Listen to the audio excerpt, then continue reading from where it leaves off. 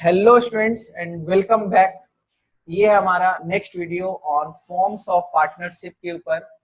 और इस वीडियो में हम लोग बात करने वाले हैं कोऑपरेटिव ऑर्गेनाइजेशन के बारे में। अभी तक हम लोग इस चैप्टर में क्या क्या पढ़े हैं कि फॉर्म्स ऑफ बिजनेस के बारे में हम लोग पढ़ रहे थे, जिसमें कि बेसिकली इस चैप्टर में सिर्फ हम लोग को प्राइवेट फॉर्म्स ऑफ बिजनेस के बारे में पढ़ना है। Private forms of business total आपका 5 है। पहला है सोल प्रोप्राइटर, जो कि कवर कर चुके हैं। जॉइंट हिंदू फैमिली बिजनेस है। थर्ड है आपका पार्टनरशिप। फोर्थ है आपका कोऑपरेटिव सोसाइटी एंड लास्ट है जॉइंट स्टॉक कंपनी। तो इन पांचों में से हमने sole proprietorship, joint Hindu family business and partnership को कवर कर लिया है। और इस वीडियो में हम लोग बात करने वाले हैं कोऑपरेटिव ऑर्गेनाइजेशन के बारे में। ठीक है, नाम से ही सब कुछ क्लियर होना चाहिए आपको। कोऑपरेटिव ऑर्गेनाइजेशन, कोऑपरेटिव ऑर्गेनाइजेशन कहने का मतलब होता है बच्चों वैसा ऑर्गेनाइजेशन, वैसा कमिटी जो एक दूसरे को कोऑपरेट करने के लिए बनाया गया है। यानी कि कभी कभी क्या होता है ना, बहुत सारे छोटे छोटे दुकानदार जो हैं उनको बिजनेस करने में प्रॉब्लम होता है। जैसे मान लीजिए आईटीसी, आप जानते हो सनफिस्ट। सनफिस्ट बहुत बड़ी बेकरी कंपनी है, बहुत लार्ज स्केल पे बिस्किट बनाती है, ब्रिटानिया। अब उनको कॉम्पिटिट करने के लिए भगवान थोड़ी ना अवतार लेंगे, कोई छोटा बिजनेसमैन ही बड़ा होगा, है कि नहीं? Yes sir. अब प्रॉब्लम क्या होता है कि छोटे बिजनेसमैन को तो बहुत सारे प्रॉब्लम फेस करने पड़ते हैं। सबसे पहला प्रॉब्लम तो बहुत बड़ा लेवल का कंपटीशन है। ब्रिटानिया, गुड डे, है ना, ब्रिटानिया हो गया, पार्ले हो गया, सनफिस्ट हो गया, आईटीसी का। तो ये सब कंपनी ऑलरेडी दिग्गज है जो मार्केट में सेटअप है। और मैं एक छोटा सा दुकानदार, अभी अभी जस्ट एंट्री किए हैं, छोटा सा पैसा इन्वेस्ट किए हैं, क्या मेरा बिजनेस को खतरा है कि नहीं? ऑब्वियस सी बात है, बहुत सारा प्रॉब्लम फेस करना पड़ेगा, क्योंकि मेरे सामने एक जेंट साइज का कॉम्पिटिटर है। तो उस केस में क्या करते हैं, वैसे बिजनेसमैन जिनको बहुत ज्यादा प्रॉब्लम होता है बिजनेस करने में, वो लोग आपस में मिलके एक सोसाइटी बना लेते हैं, एक कोऑपरेटिव ऑर्गेनाइजेशन बना लेते हैं। आप बचपन में पढ़े होंगे, एकता में बल है कि नहीं? Yes sir. उसी के बेस पे ये चलता है, एकता में ही बल पे के आधार पे ये चलता है। इसमें क्या होता है, जैसे हम छोटे व्यापारी हैं, आप भी छोटे व्यापारी हो, आपके और भी जितने लोग हैं सब छोटे छोटे व्यापारी, बहुत सारा प्रॉब्लम फेस करना पड़ता है। बहुत सारे बिचौलिए होते हैं जिनको कमीशन देना पड़ता है, तब मुझे रॉ मटेरियल मिलता है। बहुत सारे बिचौलिए हैं जिनको कमीशन देते हैं, तब वो मेरा माल सप्लाई करता है और मेरे गुड्स को बेचता है कि नहीं? तो इन बिचौलियों को हटाना कैसे हट जाएगा? तो सर, जब हम लोग एकता के साथ काम करेंगे, एकता कहने का मतलब वो वाला एकता नहीं, यहाँ पे कहने का मतलब कोऑर्डिनेशन, एक साथ मिल के काम करेंगे, तो क्या होगा, जहां हम एक व्यापारी थे, अब 10 व्यापारी मिलके, 20 व्यापारी, 50 व्यापारी मिलके हम लोग बिजनेस कर रहे हैं, तो कहीं ना कहीं स्ट्रेंथ भी स्ट्रांग होगा। और एक दूसरे के हेल्प करने के लिए ये बिजनेस इस तरीके का बिजनेस किया जाता है। तो नाम से ही सब कुछ क्लियर है, कोऑपरेटिव ऑर्गेनाइजेशन, जहां पर जितने भी मेंबर बने, यहाँ पे मेंबर बनना पड़ता है। मेंबर बनना पड़ता है मतलब हम बिजनेसमैन है, आप बिजनेसमैन है, और भी बहुत सारे बिजनेसमैन है, सबको जुड़ के एक कोऑपरेटिव ऑर्गेनाइजेशन बना दिया। सर कितने लोग चाहिए? मिनिमम 10। मिनिमम कितने होने चाहिए? 10। Maximum no limit. अब देखो, हजारों लोग भी कर दोगे तो दिक्कत हो जाएगा, बहुत ज्यादा कंफ्यूजन हो जाएगा। तो आराम से 10 मिनिमम होने चाहिए, 20, 25, 50, 100 बहुत सही है, कोई दिक्कत नहीं है। बात क्लियर है? सर इसके लिए भी कोई एक्ट है क्या, जैसे पार्टनरशिप में पार्टनरशिप एक्ट था? हाँ बाबू, इसके लिए एक्ट है, the Indian cooperative society act 1912, 1912। वहां पे था 1932, यहाँ पे 1912। ये एक्ट कहता है, ये एक्ट कहता है कि कोऑपरेटिव ऑर्गेनाइजेशन जो है वो वॉलेंट्री एसोसिएशन है। वॉलेंट्री एसोसिएशन मतलब ऐसा ऑर्गेनाइजेशन जो इच्छानुसार क्रिएट किया गया है, और जहां पे जितने भी मेंबर आएंगे वो इच्छानुसार आएंगे। जब उनको लगे हेल्प चाहिए वो जुड़ सकता है, और वो एक ग्रुप का पार्ट बन सकता है। ठीक है, यहाँ पर कोई भी काम प्रॉफिट मोटिव के लिए नहीं किया जाता है। इस ऑर्गेनाइजेशन में जो भी काम होता है वो काम होता है एक दूसरे का हेल्प करने के लिए। म्यूचुअल हेल्प के लिए, कोऑपरेट करने के लिए एक दूसरे का ये ऑर्गेनाइजेशन का गठन किया जाता है। Isn't it? सर क्या इस तरीके का ऑर्गेनाइजेशन का रजिस्ट्रेशन कराना कंपलसरी है? जैसे कि आप पढ़े सोल प्रोप्राइटर में रजिस्ट्रेशन कराना कंपलसरी नहीं है। ज्वाइंट हिंदू फैमिली में रजिस्ट्रेशन कराना पड़ता है। पार्टनरशिप के फॉर्म में अगर बिजनेस करना चाहते हैं तो रजिस्ट्रेशन कंपलसरी नहीं है, मगर अगर आप रजिस्ट्रेशन नहीं करते हैं तो बहुत सारा प्रॉब्लम फेस करना पड़ता है, जो कि लास्ट वीडियो में हम लोग देखें। उसी तरीके से कोऑपरेटिव सोसाइटी में रजिस्ट्रेशन कराना बहुत कंपलसरी हो जाता है। सर क्यों सर, ऐसा क्यों रजिस्ट्रेशन कराना कंपलसरी क्यों है सर? क्योंकि बच्चों यहाँ पे गवर्नमेंट, देखिए आप ऐसा ऑर्गेनाइजेशन चला रहे हैं जहां पे एक दूसरे का आप हेल्प कर रहे हो, सबका साथ सबका विकास होने वाला है। तो कहीं ना कहीं आप अगर मिल के हेल्प कर रहे हैं तो सबको ग्रो करोगे, सबको ग्रो करेगा तो एक इंडिया में एक बिजनेस लेवल बढ़ेगा, है ना। छोटे व्यापारी को भी सपोर्ट मिलेगा और वो अपलिफ्ट करेंगे और अपना बिजनेस को बड़ा करेंगे। तो इससे फायदा किसको होगा? सरकार को। फायदा किसको होगा? सोसाइटी को, हमारे देश को। रोजगार का अवसर बढ़ेगा। बढ़ेगा कि नहीं बढ़ेगा? यस सर बढ़ेगा। तो कहीं ना कहीं यहाँ पर होता क्या है कि आप बिजनेसमैन को सपोर्ट करते हो, एक दूसरे का साथ देकर आगे बढ़ते हो, तो गवर्नमेंट का भी कुछ रिस्पॉन्सिबिलिटीज बनता है कि नहीं? हाँ सर जरूर बनता है। सर क्या बनना चाहिए? सर ये होना चाहिए कि बिजनेस को ना, कोऑपरेटिव सोसाइटी को बहुत सारा गवर्नमेंट की तरफ से सपोर्ट मिले। हाँ एग्जैक्टली तो यहाँ पर बहुत सारा गवर्नमेंट की तरफ से सपोर्ट मिलता है, लाइक टैक्स में छूट, टैक्स कम लगेगा। फिर उसके बाद आपको लोन अगर चाहिए, कोऑपरेटिव सोसाइटी मान लीजिए हम लोग मिलके बनाए हुए हैं और हम लोगों को लोन चाहिए, तो गवर्नमेंट जो है क्या करेगी? सब्सिडाइज्ड रेट पे, यानी कि मार्केट रेट से कम रेट पे हम लोगों को लोन प्रोवाइड करेगी कि चलो आगे बढ़ो, है ना। बहुत सारा रॉ मटेरियल सब्सिडाइज्ड रेट पे पहुंचाना, फैसिलिटीज देना, इलेक्ट्रिसिटी कम रेट पे दे देगा, ट्रांसपोर्टेशन का फैसिलिटी प्रोवाइड करेगा। तो गवर्नमेंट अगर सपोर्ट करेगी और आपस में सब कोई मिल के काम करेंगे तो बिजनेस और तेजी गति से ग्रो होगा। अब ये बताओ, गवर्नमेंट टैक्स में छूट दे रही है, आपको सस्ता लोन दिलवा दे रही है, आपको सब्सिडाइज्ड रेट पे रॉ मटेरियल दिलवा रही है, क्या गवर्नमेंट तुम्हारे ऊपर नजर रखेगा कि नहीं रखेगा? हाँ सर बात तो सही है। इतना अगर छूट मिल रहा है तो रजिस्ट्रेशन तो कराना कंपलसरी हो जाता है, इसलिए यहाँ पर रजिस्ट्रेशन कराना बहुत ही कंपलसरी है। अच्छा सर इस तरीके का ऑर्गेनाइजेशन चलता कैसे है, मतलब पैसा कहाँ से आता है? तो जितने भी मेंबर है ना वो लोग कंट्रीब्यूट करते हैं। सर कोई निर्धारित अमाउंट है क्या? ऐसा कुछ नहीं है। जो छोटा व्यापारी है कम पैसा लगाएगा, जो बड़ा व्यापारी है वो ज्यादा पैसा लगाएगा। मतलब ऐसा नहीं है कि सबको 1 लाख रुपया देना है तो 1 लाख रुपया देना है। ऐसा हो सकता है मगर ऐसा होता नहीं है जनरली। जिसके पास जितना क्षमता है आप उतना पेमेंट करिए। आई होप कि आपको ये बातें समझ में आई होगी। अब चलिए यहाँ पे हम लोग कुछ डिस्कस करते हैं। A cooperative forms of business is different form of business enterprises. In this form, the main motive is not earning profit, but the main motive of cooperative organization in mutual help.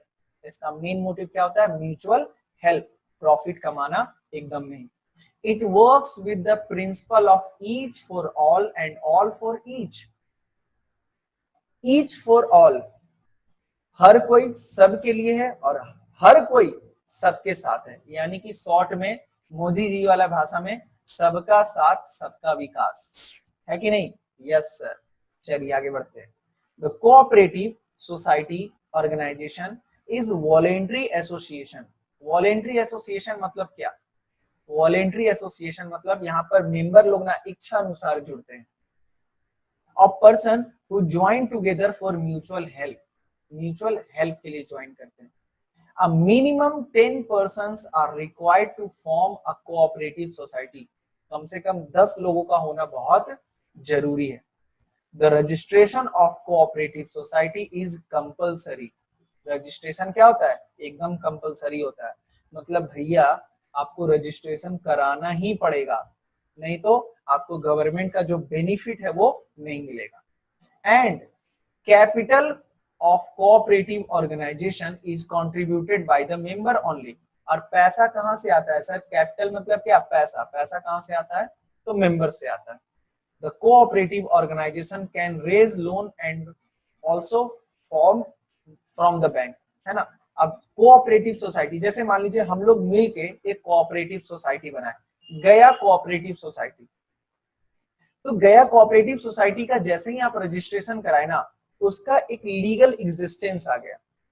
अब मान लीजिए 10 member को पैसा चाहिए, तो cooperative society अपने नाम पे, गया कोऑपरेटिव सोसाइटी के नाम पे लोन ले लेगा, और लोन लेके जिस मेंबर को देना है वो दे देगा, और कल को फिर वापस कर देगा।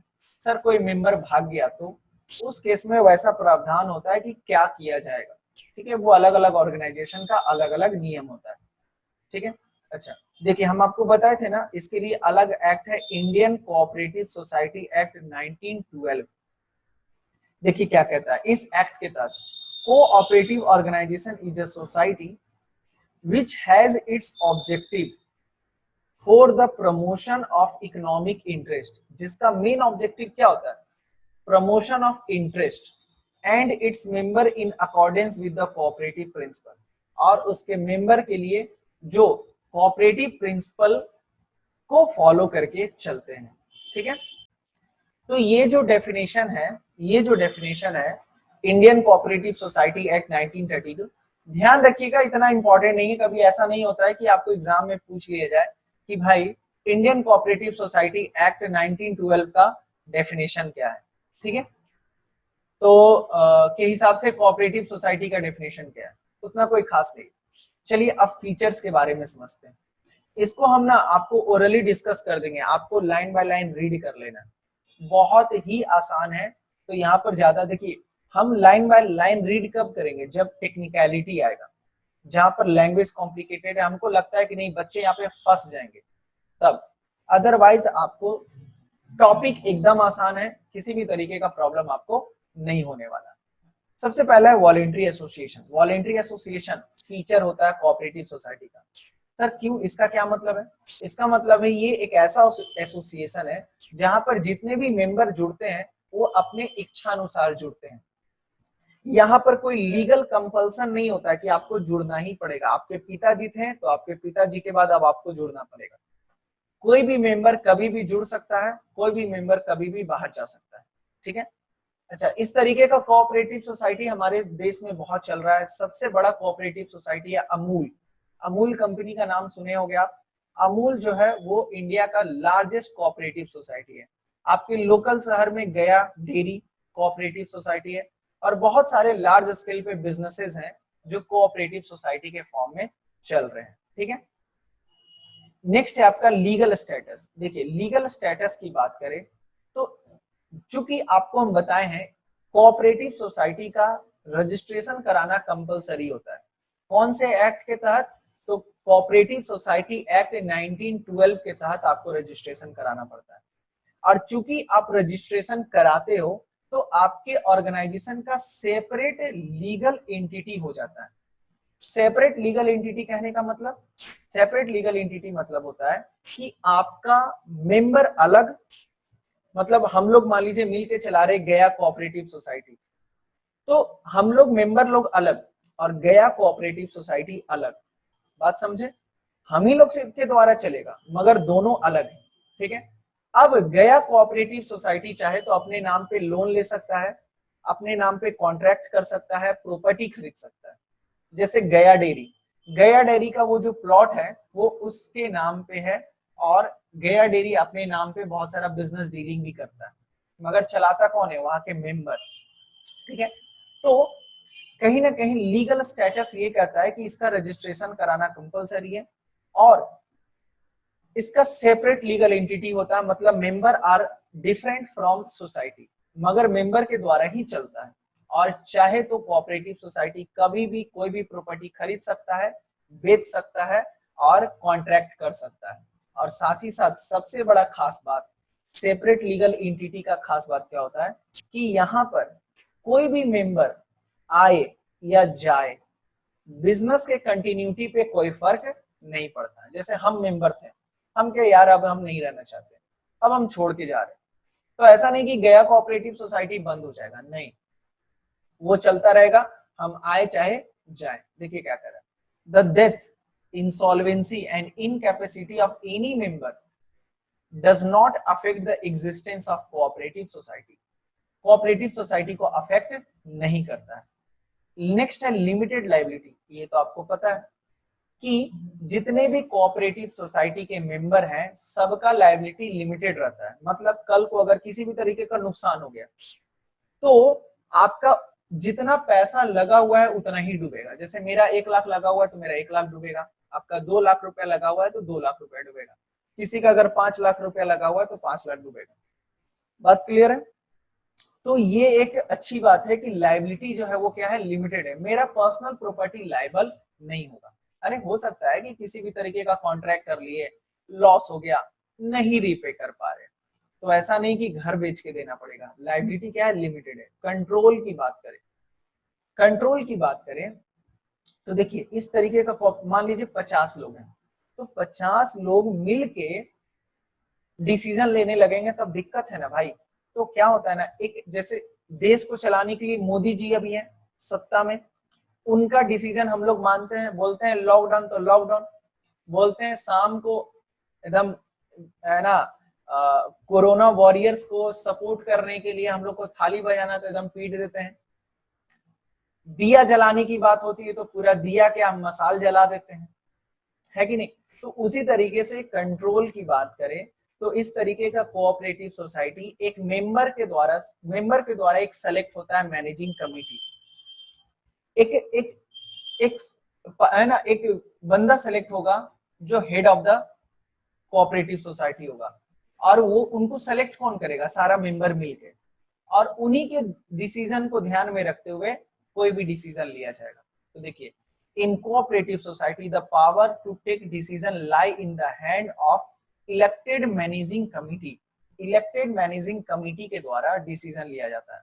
और ये कमिटी कैसे सेलेक्ट होता है, तो कमिटी इज इलेक्टेड, सेलेक्ट नहीं बोलेंगे, इलेक्ट बोलेंगे, elected through voting by member. ठीक है। नेक्स्ट है आपका सर्विस मोटिव। ये भी आसान है, बताओ हम लोग कोऑपरेटिव सोसाइटी क्यों स्टार्ट करते हैं? सर सर्विस देने के लिए। क्या देने के लिए? सर्विस देने के लिए। तो मेन मोटिव होता है सर्विस देना, लोगों को सपोर्ट करना, मेंबर को सपोर्ट करना, ना कि पैसा कमाना। एंड लास्ट क्या है, इक्वल वोटिंग राइट। देखो यहाँ पे डेमोक्रेटिक वोटिंग राइट होता है। सर डेमोक्रेटिक वोटिंग राइट क्या होता है? सर हमको नहीं समझ में आ रहा। डेमोक्रेटिक प्रिंसिपल फॉलो किया जाता है। देखिए हम एक नॉर्मल सा इंसान है, एवरेज फैमिली से बिलोंग करते हैं, तो भी चूंकि मेरा 18 साल पूरा हो गया, मेरा एक वोट है। अनिल अंबानी अरबों का प्रॉपर्टी है ना, बिजनेस टाइफून है, बहुत ज्यादा प्रॉपर्टी है, मगर उसके पास भी एक ही वोटिंग राइट है। अमिताभ बच्चन, उसके पास भी एक वोटिंग राइट है, मेरे पास भी एक वोटिंग राइट है। इसको कहते हैं democratic principle, one man one vote. It doesn't matter कि आप कितना प्रॉपर्टी है, किस कास्ट के हैं, किस जेंडर के हैं, इट डजंट मैटर। बात समझ में आ रहा है? तो वैसे ही यहाँ पर जितने भी मेंबर होते हैं, मान लीजिए हम 50,000 लगाए, आप 1 लाख लगाए, अगला 5 लाख रुपए लगाया, एक बंदा है जो 50 लाख लगा दिया है सोसाइटी में, तो इसका ये मतलब नहीं कि 50 लाख वाले को 50 वोट मिलेगा और मुझे वोट ही नहीं मिलेगा, या फिर 1 वोट मिलेगा, नहीं। सारे मेंबर को equal vote right. It doesn't matter कि वो उसका कास्ट क्या है, क्या कितना पैसा लगाया है, कि क्या किया है। One man one vote. Clear है? Yes sir. The cooperative society work with the democratic principle, one man one vote. All the member get only one voting right irrespective of their capital contributed by them. The rich member by taking more share cannot direct their term, है ना। Rich member ये नहीं कर सकता कि हम sir ज्यादा पैसा दें, ज्यादा वोटिंग देंगे, ऐसा कुछ नहीं होता। तो ये हमारा फीचर्स था। आई होप कि आपको क्लियर होगा, है ना। नेक्स्ट है हमारा merit of cooperative organization. Merit कहने का मतलब क्या भाई, आखिर क्या एडवांटेज है इस कोऑपरेटिव सोसाइटी का, क्या एडवांटेज है, क्यों कोई कोऑपरेटिव सोसाइटी स्टार्ट करे। तो जब आप फीचर समझ लेते हो, कोऑपरेटिव ऑर्गेनाइजेशन के बारे में समझ लिए, तो आपके लिए मेरिट एकदम आसान हो जाता है। हम सारा टॉपिक को डील कर देंगे, आप एक बार ओरली खुद से डिस्कस कर लेना, मतलब खुद से इसको सारे कंटेंट को पढ़ लेना, ठीक है। चलिए, तो सबसे पहला कह रहा है इक्वल वोटिंग राइट। चूंकि आपको बताएं अभी डेमोक्रेटिक प्रिंसिपल फॉलो करता है, मतलब आप कितना भी पैसा लगाएं इट डजंट मैटर, आपको एक ही वोट मिलेगा, वन मैन वन वोट। तो ये अच्छी बात है कि बुरी बात है सर? बहुत अच्छी बात है सर, ठीक है। तो सबसे पहला पॉइंट है इक्वल वोटिंग राइट, पहला मेरिट। दूसरा है लिमिटेड लाइबिलिटी। लिमिटेड लाइबिलिटी कहने का मतलब क्लियर है आपको, कि कल को अगर किसी भी प्रकार का लॉसेस होता है तो पर्सनल प्रॉपर्टी लायबल नहीं होगा। तो ये अच्छी बात है, ये बुरी बात नहीं है। स्टेबल एग्जिस्टेंस, स्टेबल एग्जिस्टेंस मतलब क्या होता है सर? आपको हम बताएं ना कि इसका रजिस्ट्रेशन अलग होता है, कोऑपरेटिव सोसाइटी का अलग रजिस्ट्रेशन होता है, और मेंबर और कोऑपरेटिव सोसाइटी दोनों अलग है। इसका ये मतलब है मेंबर आएंगे चाहे मेंबर जाएंगे, it doesn't matter, cooperative society चलता रहेगा। जैसे अमूल बहुत पुराना कोऑपरेटिव सोसाइटी है, गया डेयरी एग्जैक्टली तो नहीं पता है कितना पुराना है, मगर आप जब से जन्म लियो तब से अमूल का नाम सुन रहे हो। जन्म मतलब जब से होश संभाले हो तब से अमूल का नाम सुन रहे हो। हम भी जब से होश संभाले अमूल का नाम सुन रहे हैं। तो अमूल अभी तक बंद नहीं हुआ, ना कभी बंद होगा आने वाले समय में, ठीक है। क्यों? क्योंकि इसका स्टेबल एग्जिस्टेंस है, मेंबर आ रहे हैं। ऐसा नहीं कि उनका बोर्ड ऑफ डायरेक्टर में किसी का डेथ नहीं हुआ होगा, ऐसा नहीं कि उनका मेन मेंबर मरा नहीं होगा, मैनेजिंग कमेटी का मेंबर मरा नहीं होगा, जरूर हुआ होगा, मगर आएंगे मेंबर जाएंगे, मगर कोऑपरेटिव सोसाइटी हमेशा चलते रहेगा, इसलिए इसको कहते हैं स्टेबल एग्जिस्टेंस। क्लियर है? चलिए, नेक्स्ट है आपका इकोनॉमिकल फंक्शनिंग। इकोनॉमिकल फंक्शनिंग क्यों कह रहा है? मतलब इकोनॉमिकल कहने का मतलब थोड़ा यहाँ पे सस्ता काम होता है। सस्ता कहने का मतलब कम रेट पे अच्छे से काम हो जाता है। सर कहने का मतलब ये है बाबू कि यहाँ पे जितने भी एक्टिविटीज है ना वो सारे मेंबर मिलके करते हैं, अलग से नहीं बुलाया जाता है। मतलब हम लोग मेंबर हैं तो हम ही लोग काम करेंगे। अमूल में जितने भी कोऑपरेटिव सोसाइटी के मेंबर हैं वही लोग काम करते हैं और कोई काम नहीं करता। तो खास बात क्या है ना कि बाहर से कोई बंदा आता नहीं है, तो कहीं ना कहीं एक्सपर्ट लोगों का रिक्वायरमेंट यहाँ पे नहीं रहता है। तो एक फायदा क्या होता है ना, सस्ते में काम निपट जाता है। बात समझ में आया? अब जैसे घर में शादी है और घर में इतने सारे लोग हैं कि लेबर का जरूरत ही नहीं है, भैया खाना बना दे रहे हैं, मतलब सब कुछ घर वाले ही लोग कर दे रहे हैं। टेंट भी लगा दिए भैया के दोस्त लोग या फिर परिवार ही लगा दिया, स्टेज बना दिए, सब कुछ। पैसा बचेगा कि नहीं बचेगा? Yes sir. तो सेम यहाँ पर है, सारे मेंबर लोग ना आपस में ही डिस्कस करके खुद से काम कर लेते हैं। रॉ मटेरियल सस्ता खरीदते हैं, बल्क में खरीदते हैं, जितने भी मिडिल मैन है उसको एलिमिनेट कर देते हैं। तो कहीं ना कहीं इकोनॉमिकल फंक्शनिंग होता है। क्या क्या बताएं? सारे मेंबर खुद से कोऑपरेट करके काम करते हैं, मिडिल मैन को एलिमिनेट करते हैं, किसी भी एक्सपर्ट को ये लोग हायर नहीं करते हैं, जनरली खुद से सारा काम करते हैं। कभी कभी एक्सपर्ट रखते हैं, ऐसा कोई जरूरी नहीं है। सपोर्ट फ्रॉम गवर्नमेंट, सबसे इंपॉर्टेंट पॉइंट कि भाई गवर्नमेंट का सपोर्ट बहुत यहाँ पे मिलता है। क्यों? क्योंकि आपको पता है ना सोसाइटी का डेवलपमेंट का बात कर रहा है ना, बिजनेसमैन को ग्रोथ देने का काम करता है। तो कहीं ना कहीं गवर्नमेंट की तरफ से बहुत सारा सपोर्ट मिलता है, जैसे टैक्स में रिबेट, वेरियस कंसेशन, छूट मिलना, टैक्स में छूट मिलना और अलग अलग तरीके का छूट मिलना, है ना। Organization can get raw material concessional rate पे, सस्ता दाम में रॉ मटेरियल मिल जाता है सब्सिडाइज्ड रेट पे। Government offer loan at lower rate of interest, है ना, गवर्नमेंट सस्ता लोन दे देती है, इसलिए गवर्नमेंट का सपोर्ट भी बहुत मिलता है। बहुत अच्छी बात है सर। नेक्स्ट कह रहा है easy to form. Easy to form मतलब आसानी से स्टार्ट कर सकते हो। दो रूल है, एक तो 10 मेंबर होने चाहिए और दूसरा कोऑपरेटिव सोसाइटी एक्ट 1912 के अंतर्गत रजिस्ट्रेशन करा लीजिए। रजिस्ट्रेशन करा लो और 10 मेंबर कम से कम होने चाहिए, इतना हो गया आप सोसाइटी स्टार्ट कर सकते हैं। ये एक अच्छी बात है ना। तो इजी टू फॉर्म है, इजी टू क्लोज, है ना, ज्यादा लेंदी प्रोसेस फॉलो नहीं होता यहाँ पे। नेक्स्ट कह रहा है ओपन मेंबरशिप। ओपन मेंबरशिप मतलब क्या? खुले में आता है सर, खुले में नहीं आता है। मतलब कोई भी कास्ट का हो, कोई भी जेंडर का हो, कोई भी धर्म से हो, किसी भी क्रीड, क्रीड मतलब क्या होता है? धर्म। कास्ट, क्रीड, जेंडर, रिलीजन यहाँ पे मैटर नहीं करता है। बात समझे? कोऑपरेटिव सोसाइटी के लोग आपस में बस मोटिव होना चाहिए एक दूसरे का हेल्प, सबका साथ सबका विकास। कभी भी मेंबर बन सकते हैं, कभी भी आ सकते हैं, कभी भी जा सकते हैं। बात समझे? इसलिए कह रहा ओपन मेंबरशिप। ऐसा नहीं है कि सर सिर्फ ब्राह्मण लोग का ही कोऑपरेटिव सोसाइटी होता है, ऐसा कुछ नहीं होता। बात समझ में आ रहा है? ये चीज है एक। नेक्स्ट है आपका डिसएडवांटेज। तो अभी हम लोग मेरिट में क्या क्या पढ़े एक बार शॉर्ट में बता दें।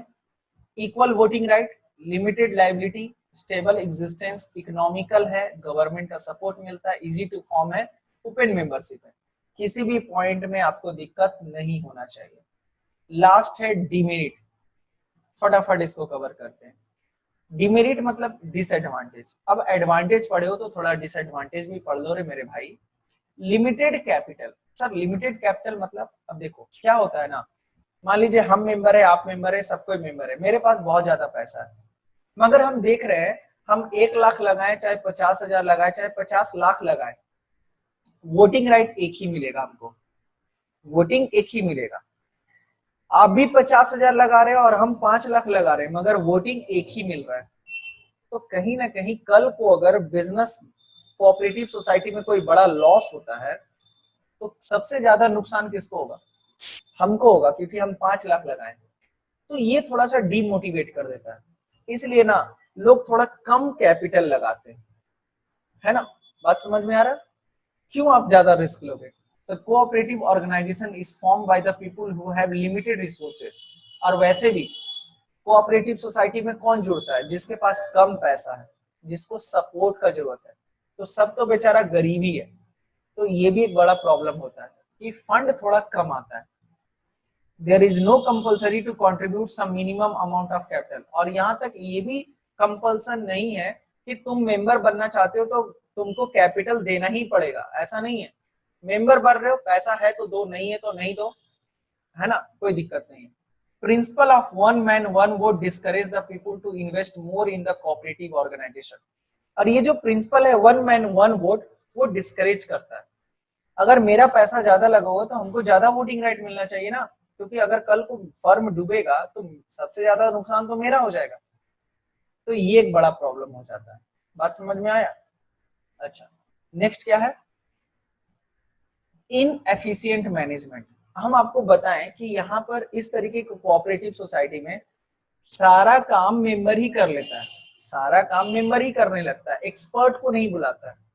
तो भाई एक्सपर्ट को बुला के, एक्सपीरियंस्ड लोगों को बुला के आप काम कराओगे तो ज्यादा अच्छा है ना। तो पैसा खर्च ना हो भाई, पैसा ही नहीं है कि कहाँ से मेंबर को बुलाए, कहाँ से एक्सपर्ट को बुलाए। तो उस केस में क्या होता है, लोग अपने से काम करते हैं, यानी कि इनएक्सपीरियंस्ड लोग जो मेंबर बने हुए हैं वो लोग मिलके काम करते हैं। हाईली क्वालिफाइड प्रोफेशनल को अपॉइंट नहीं करते हैं बिजनेस एक्टिविटी को परफॉर्म करने के लिए, आइडिया लेने के लिए, प्लान बनाने के लिए। तो कहीं ना कहीं मैनेजमेंट में थोड़ा बहुत गड़बड़ी हो जाता है। तो ये एक डिमेरिट है। अच्छा, इसका मेरिट क्या है? सस्ते में काम हो जाता है, ये मेरिट है ना? अच्छा, नेक्स्ट क्या है? Lack of secrecy. Lack of secrecy मतलब सीक्रेट। देखो क्या होता है ना, कोऑपरेटिव सोसाइटी को बहुत सारा गवर्नमेंट की तरफ से सपोर्ट मिलता है। तो गवर्नमेंट कहता है कि भाई अपना बुक्स ऑफ अकाउंट्स ऑडिट कराओ, अपना अकाउंटिंग एकदम पक्का रखो, और तुम गवर्नमेंट को शो करो, तुम सोसाइटी को शो करो, सबको पता होना चाहिए। और वैसे भी जितने भी मेंबर है सबके बीच में डिस्कशन होता है, ओपनली डिस्कशन होता है। तो वहां पर क्या होता है ना, कभी कभी सीक्रेसी जो है वो लीक हो जाता है। तो बुक्स ऑफ अकाउंट्स भी आपको शो करना पड़ता है पब्लिकली, और साथ ही साथ मेंबर लोग हो सकता है कि सीक्रेट बात को मेंटेन ना कर पाए। तो ये एक प्रॉब्लम है कि नहीं? एंड नेक्स्ट क्या कह रहा है, लास्ट 2 पॉइंट और, excessive government control. Excessive government control क्यों सर? जाहिर सी बात है भाई कि गवर्नमेंट बहुत ज्यादा आपको सर्विसेज दे रहा है, टैक्स में छूट दे रहा है ना? गवर्नमेंट आपको कंसेशनल रेट पे आपको रॉ मटेरियल प्रोवाइड कर रहा है, लोन दे रहा है। तो कहीं ना कहीं गवर्नमेंट भी तो देखेगा ना कि आप लोग सही से काम कर रहे हैं कि नहीं। तो गवर्नमेंट क्या कहता है, अपना बुक्स ऑफ अकाउंट्स को ऑडिट कराओ, accounts are audited by auditor, CA से ऑडिट कराइए। And to submit the account with the registrar, और सारा अकाउंटिंग का जो डाटा है रजिस्ट्रार में सबमिट करिए। All these regulation restrict the flexibility and efficiency. तो कहीं ना कहीं ताम झाम हो जाता है, आप डाटा आपका इधर से उधर जाता है, तो कहीं ना कहीं एक प्रॉब्लम होता है, गवर्नमेंट का ज्यादा फोकस हो जाता है आपके ऊपर। नेक्स्ट है आपका डिफरेंस ऑफ ओपिनियन और कॉन्फ्लिक्ट अमंग द मेंबर। कभी कभी क्या होता है ना, अब मान लो 50 लोग हैं, तो कॉन्फ्लिक्ट होने का चांसेस है कि नहीं? हाँ सर है। तो अगर है तो डिमेरिट है ये, कोई सेल्फिश मोटिव के लिए काम कर रहा है, कोई कह रहा है नहीं मेरा बात नहीं सुना जाता है, मतलब बहुत तरीके का कॉन्फ्लिक्ट हो सकता है। तो चूंकि मेंबर थोड़ा जब बढ़ जाते हैं तो कॉन्फ्लिक्ट होने का चांसेस हो जाता है, तो ये भी एक तरीके का क्या है, डिमेरिट है। आई होप कि आपको ये क्लियर होगा, है ना। कभी कभी मेंबर का एटीट्यूड चेंज हो जाता है, तो उस केस में प्रॉब्लम फेस करना पड़ता है। ठीक है, तो आज के इस वीडियो सेशन में इतना ही। मिलते हैं नेक्स्ट वीडियो सेशन में, और वहां पे हम लोग बात करेंगे फॉर्म्स ऑफ कोऑपरेटिव सोसाइटी के बारे में। Till then, thank you so much, bye bye, take care, जय हिंद, जय भारत।